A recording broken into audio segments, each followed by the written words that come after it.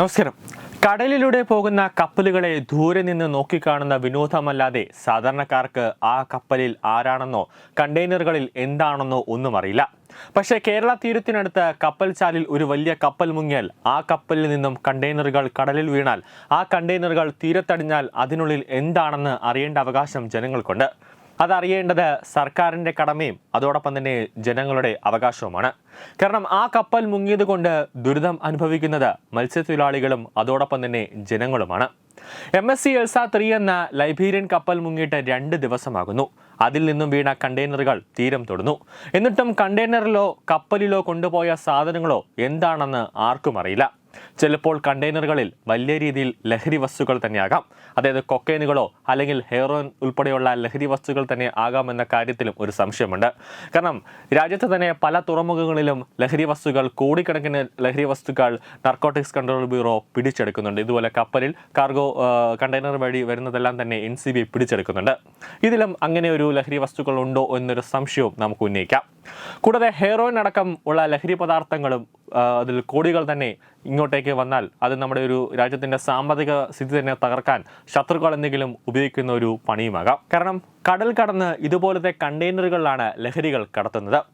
രാജ്യത്ത് തന്നെ NCB അടക്കം പല തുറമുഖങ്ങളിൽ നിന്നും കോടിക്കണക്കിന് രൂപയുടെ ലഹരികൾ പിടിച്ചതാണ്. കപ്പൽ കമ്പനിക്കോ കപ്പലിലെ ജീവനക്കാർക്കോ കപ്പൽ സർവീസ് നടത്തുന്ന പോർട്ടുകൾക്കോ അറിയാത്ത രഹസ്യമാണോ കണ്ടെയ്നറുകളിൽ കൊണ്ടുപോകുന്ന സാധനങ്ങൾ? കപ്പൽ മുങ്ങിയിട്ടും അധികൃതർ വ്യക്തമായി കാര്യങ്ങൾ പറയാത്തതെന്താണ്? സത്യം പറയേണ്ട ഘട്ടമല്ലേ ഇത്? യുദ്ധസമാനമായ സാഹചര്യമാണ് നിറയെ കണ്ടെയ്നറുകളുമായി കടലിൽ കപ്പൽ മുങ്ങുന്നത്. കടലിൽ ഉണ്ടാകാൻ പോകുന്ന മാറ്റം, മത്സ്യങ്ങൾക്കും കടൽ വെള്ളത്തിനും അന്തരീക്ഷത്തിനും ഉണ്ടാകാൻ പോകുന്ന വ്യത്യാസം, ഇതെല്ലാം ജനങ്ങൾ അറിയേണ്ടതാണ്. അതിന് കണ്ടെയ്നറുകളിൽ എന്തൊക്കെയാണ് കൊണ്ടുപോയതെന്ന് അറിയേണ്ടതുണ്ട്. അത് വിഴിഞ്ഞം പോർട്ടിലുള്ളവർക്ക് അറിയില്ല എന്നതാണ് വ്യക്തം. വിഴിഞ്ഞം പോർട്ടിൽ നിന്നും ഒരു കണ്ടെയ്നറും കപ്പലിലേക്ക് കയറ്റിയിട്ടില്ല എന്നാണ് പറയുന്നത്. അപ്പോഴും കുറേ ചോദ്യങ്ങൾ അവശേഷിക്കുകയാണ്. ഏത് പോർട്ടിൽ നിന്നും വരുന്ന കപ്പലായാലും മറ്റൊരു പോർട്ടിൽ അടുക്കുമ്പോൾ അതിലെ വസ്തുക്കൾ, കപ്പലിലെ ജീവനക്കാരുടെ വിവരങ്ങൾ, കപ്പലിൻ്റെ കപ്പാസിറ്റി, സഞ്ചരിച്ച ദൂരം, എങ്ങോട്ടാണ് പോകേണ്ടത് എന്നൊക്കെ അറിയേണ്ട പ്രാഥമിക ഉത്തരവാദിത്തമില്ലേ? അതോ എവിടെ നിന്നെങ്കിലും വന്ന് എവിടെയെങ്കിലും പോകുന്നതാണോ? ആർക്കും ഒരു ഉത്തരവാദിത്വമില്ലാത്ത അവസ്ഥയിലാണോ കാര്യങ്ങൾ നിയന്ത്രിക്കപ്പെടുന്നത്? ഇതിന് മറുപടി പറയേണ്ടത് വിഴിഞ്ഞം പോർട്ട് MD ആണ്. കപ്പൽ മുങ്ങുമ്പോൾ അതേക്കുറിച്ച് പറയേണ്ടത് ജനങ്ങൾ തെരഞ്ഞെടുത്ത മന്ത്രിയല്ല, പകരം ഉദ്യോഗസ്ഥരാണ്. മന്ത്രി പറയേണ്ടത് ജനങ്ങളുടെ പ്രശ്നങ്ങളാണ്, അല്ലാതെ സാങ്കേതിക പ്രശ്നങ്ങളല്ല.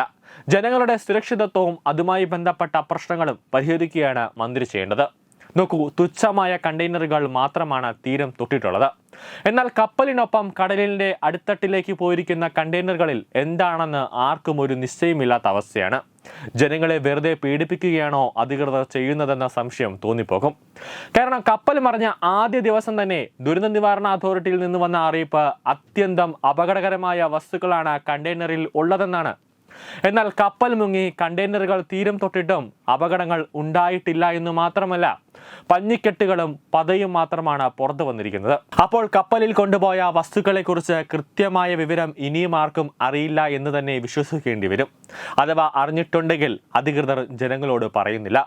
ഫെഡറേഷൻ പറയുന്നത് ഇങ്ങനെയാണ്. അതായത് MSC എൽസ 3 എന്ന ചരക്ക് കപ്പൽ ഉണ്ടായിരുന്ന കണ്ടെയ്നറുകൾ ഇത് ഏത് ഭാഗത്തിലുള്ളതാണെന്നും ഈ കണ്ടെയ്നറുകളിൽ ഉണ്ടായിരുന്ന വസ്തുക്കൾ എന്തായിരുന്നുവെന്നും കൃത്യമായി പറയാൻ ബന്ധപ്പെട്ട പോർട്ട് അതോറിറ്റി തയ്യാറാകണമെന്നാണ് കേരള സ്വതന്ത്ര മത്സ്യത്തൊഴിലാളി ഫെഡറേഷൻ ആവശ്യപ്പെടുന്നത്. മത്സ്യത്തൊഴിലാളികളെയും തീരദേശവാസികളെയും ആശങ്കപ്പെടുത്തുന്ന രീതിയിലുള്ള വാർത്തകൾ വരുമ്പോൾ അതിന് കൃത്യമായ വിശദീകരണം നൽകാൻ കസ്റ്റംസിനും പോർട്ട് അതോറിറ്റിക്കും ഉത്തരവാദിത്തമുണ്ട്. കാലാവസ്ഥയുടെ പ്രശ്നം കൊണ്ടാണോ, കപ്പലിന്റെ സാങ്കേതിക തകരാറ് കൊണ്ടാണോ, അതോ മനഃപൂർവ്വം കൊണ്ട് കപ്പൽ മുക്കിയതാണോ എന്നും വ്യക്തമാക്കണം. ഏത് കാരണമുണ്ടായാലും ഉദ്യോഗസ്ഥ തലത്തിൽ വീഴ്ച അന്വേഷിക്കണം. ഒരു പോർട്ടിൽ നിന്നും ഏതെല്ലാം തരം വസ്തുക്കളാണ് കയറ്റുന്നതും ഇറക്കുന്നതും ചെയ്യുന്നതെന്ന് കൃത്യമായി അവിടുത്തെ അധികാരികൾക്ക് അറിയാമെന്നിരിക്കെ ഇതേക്കുറിച്ച് വിശദമായ റിപ്പോർട്ടുകൾ ഇതുവരെ പുറത്തുവിടാത്തത് ദുരൂഹമാണെന്നാണ് ഫെഡറേഷൻ കുറ്റപ്പെടുത്തുന്നത്. രാസവസ്തുക്കളും കാൽഷ്യം കാർബണേറ്റും കപ്പലിൽ നിന്നുള്ള ഇന്ധനവും ഉൾപ്പെടെയുള്ളവ ചോർന്നാൽ കടലിൽ പാരിസ്ഥിതിക്കുണ്ടാകുന്ന ദോഷത്തെക്കുറിച്ച് കൃത്യമായ ശാസ്ത്രീയ പഠനം നടത്തണം. വിഴിഞ്ഞം പോർട്ടിൽ നിന്നും കപ്പലിൽ കൊണ്ടുപോയിട്ടുള്ള കണ്ടെയ്നറുകളിൽ എന്താണെന്ന് കൃത്യമായി അറിയാവുന്ന ഏജൻസികൾ വിഴിഞ്ഞം പോർട്ട് അതോറിറ്റിയും അവിടുത്തെ കസ്റ്റംസ് ഉദ്യോഗസ്ഥരുമാണ്. അതിനാൽ വിഴിഞ്ഞം അന്താരാഷ്ട്ര തുറമുഖത്തിന്റെ മാനേജിംഗ് ഡയറക്ടർ ജനങ്ങളുടെ ആശങ്ക അകറ്റണം.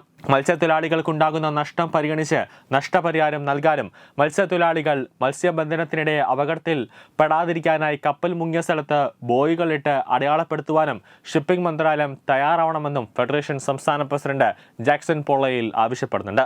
അതേസമയം കരയ്ക്കടിഞ്ഞ കണ്ടെയ്നറുകളിലെ സാധനങ്ങൾ നികുതി അടയ്ക്കാത്തവയാണെന്നും ഇതിന് നികുതി ചുമത്തുമെന്നാണ് അധികൃതർ പറയുന്നത്. കപ്പലിലെ കണ്ടെയ്നറുകളിലുണ്ടായിരുന്ന സാധനങ്ങൾ തീരുവടച്ചിട്ടില്ല. അതിനാൽ കരയിലെത്തുന്ന സാധനങ്ങൾ പിടിച്ചെടുക്കും. കസ്റ്റംസ് ആൻഡ് മറൈൻ പ്രിവന്റീവ് യൂണിറ്റുകളെയും കരകളിൽ വിന്യസിച്ചിട്ടുണ്ട്. കര തൊടുന്ന കണ്ടെയ്നറുകൾ കസ്റ്റംസ് എത്തി പരിശോധിക്കും. അധികൃതർ ഈ പറയുന്നത് സത്യമാണെങ്കിൽ കടലിലൂടെ നികുതി വെട്ടിപ്പ് നിർബാധം നടക്കുന്നുണ്ട് എന്നല്ലേ മനസ്സിലാക്കേണ്ടത്.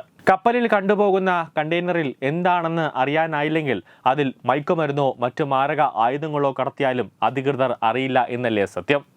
ഏതെങ്കിലും വിധത്തിൽ കപ്പൽ മറിയുകയോ മുങ്ങുകയോ ചെയ്യുമ്പോൾ മാത്രമല്ലേ കപ്പലിൽ മാരകമായ വസ്തുക്കൾ ഉണ്ടായിരുന്നുവെന്ന് മനസ്സിലാക്കാൻ കഴിയുന്നത്. ഇനി ആ കണ്ടെയ്നറുകളിൽ ഏതെങ്കിലും തരത്തിലുള്ള തീവ്രവാദികളാണോ എന്ന് പോലും, രാജ്യദ്രോഹികളാണോ, അതായത് ഭാരതത്തെ ആക്രമിക്കാനായിട്ട് ശത്രുരാജ്യത്തു നിന്ന് വരുന്നതാണോ പോലും നമുക്കൊരു നിശ്ചയമുണ്ടാവില്ല. മാത്രമല്ല നികുതി വെട്ടിച്ചു കൊണ്ടുപോകുന്ന വസ്തുക്കളെയും അറിയേണ്ടതുണ്ട്. കടൽ ക്ഷോഭത്തിലൊളിഞ്ഞ് ക്യാബിനറ്റ് ലോക്കുകൾ ഇളകിയതിനാലാകാം കണ്ടെയ്നറുകൾ കടലിൽ പതിച്ചതെന്നാണ് വിഴിഞ്ഞം പോർട്ട് അധികൃതർ പറയുന്നത്. കൂടുതൽ സ്ഥിരീകരണം ആവശ്യമാണെന്നതാണ് വിഴിഞ്ഞം തുറമുഖ അതോറിറ്റി പറയുന്നത്. അപകടം സംബന്ധിച്ചും അപകടത്തിൽപ്പെട്ട കപ്പലിനെ കുറിച്ചും വിവരം പങ്കുവയ്ക്കുന്നതിൽ തുറമുഖ അധികൃതർക്ക് നിയന്ത്രണമുണ്ട്. രാസപദാർത്ഥങ്ങൾ അടങ്ങിയ കണ്ടെയ്നറുകൾ കൈകാര്യം ചെയ്യുന്നതിന് തുറമുഖങ്ങളിലും അതോടൊപ്പം തന്നെ കപ്പലുകളിലും പ്രോട്ടോക്കോളുണ്ട്. അപകടകരമായ വസ്തുക്കളുടെ സ്വഭാവം സൂചിപ്പിക്കുന്ന ചിഹ്നങ്ങളും ലേബലുകളും കണ്ടെയ്നറുകളിൽ പതിച്ചിരിക്കും. കയറ്റിയിറക്കം അതോടൊപ്പം തന്നെ സുരക്ഷാ ക്രമീകരണങ്ങളോടെ വേഗത്തിലാക്കുന്നത് പ്രത്യേകം കോഡും നൽകിയിരിക്കും. വീഴാതെയും അറിയാതെയും കപ്പലിൽ പ്രത്യേക ക്യാബിനറ്റുകളിൽ ഉറപ്പിക്കുകയാണ് പതിവ്. കണ്ടെയ്നറുകൾക്ക് കേടുപാടുകളോ ചോർച്ചയോ ഉണ്ടായെന്ന് ഓരോ തുറമുഖവും പരിശോധിക്കാറുണ്ട്. കണ്ടെയ്നറുകളുടെ ഉറപ്പ്, പഴക്കം എന്നിവ സംബന്ധിച്ച് കണ്ടെയ്നർ സേഫ്റ്റി കൺവെൻഷൻ സർട്ടിഫിക്കറ്റും ആവശ്യമാണ്.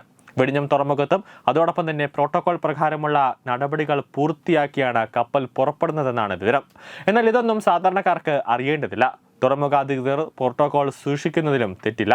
പക്ഷേ കടലിൽ മുങ്ങിയ കപ്പലിൽ നിന്നുള്ള വസ്തുക്കൾ കരയിലേക്ക് എത്തുമ്പോൾ അതിൽ നിന്നുണ്ടാകുന്ന ദുരന്തം ആരേറ്റെടുക്കും? അതിന് പ്രോട്ടോകോൾ ഉണ്ടോ? ആ വസ്തുക്കൾ എന്താണെന്ന് അറിയുക എന്നതാണ് പ്രാഥമികമായ ഉത്തരവാദിത്തം. എങ്കിലേ ആ വസ്തു അപകടത്തിൽപ്പെട്ടാൽ മുൻകരുതലെടുക്കാൻ വേഗത്തിൽ സാധിക്കൂ. അതുണ്ടായിട്ടില്ല എന്ന് മാത്രമല്ല, ജനങ്ങളെ പരിഭ്രാന്തരാക്കാനും ആശങ്കയിൽ നിർത്താനുമാണ് ശ്രമിച്ചുകൊണ്ടിരിക്കുന്നത്.